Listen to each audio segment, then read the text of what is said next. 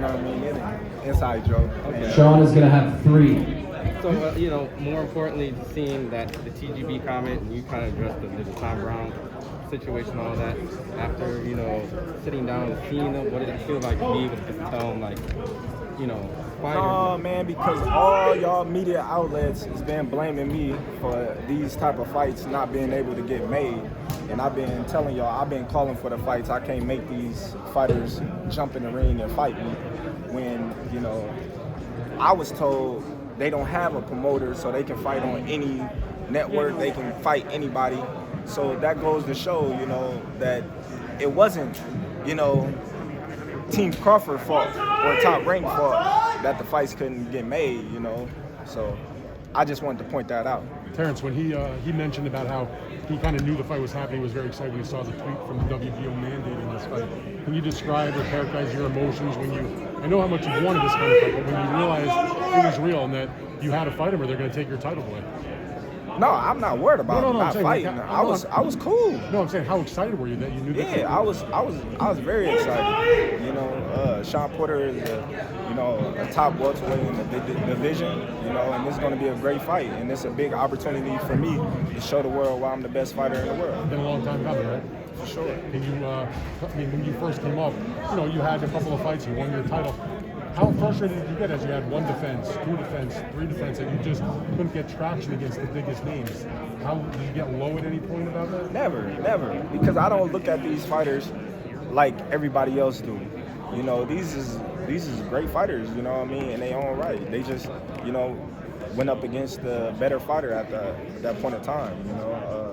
Mean Machine, a 2-time Olympian. Benavidez was considered the next best thing smoking, since he was young, Amir Khan, numerous world champions, silver medalists. I can go on and on. Jeff Horn beating Pacquiao, but y'all gonna take the credit away from him because how I dismantled him. Now, if it was a close fight, then everybody would have said, oh, well, Terence Crawford beat a great fighter that night. I think part of it was that they may have been talented guys, like you said, but weren't maybe as well known as for sure. They should fought Garcia or Thurman or For sure.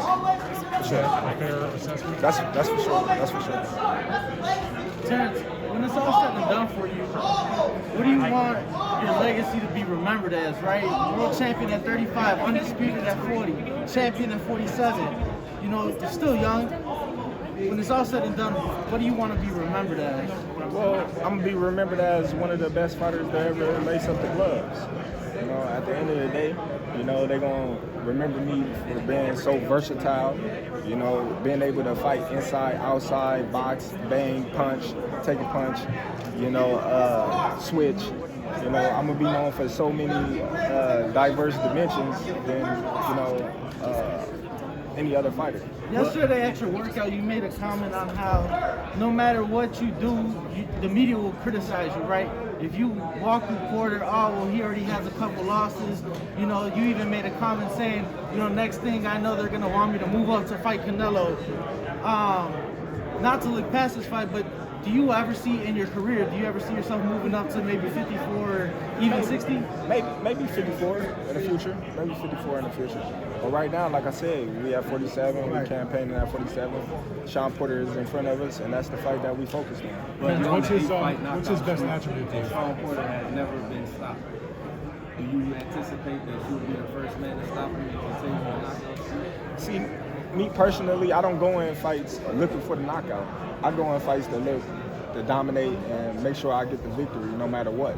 If the knockout's there, I'm most definitely going to take it, and secure that knockout. But if it's not, then so be it, as long as I secure the victory. I talked to Manny Pacquiao. He said he confirmed that you guys had a fight scheduled twice and it fell through. How disappointed was you that you never got that fight? I was real disappointed, for not getting that fight. We was 2 days for securing that fight.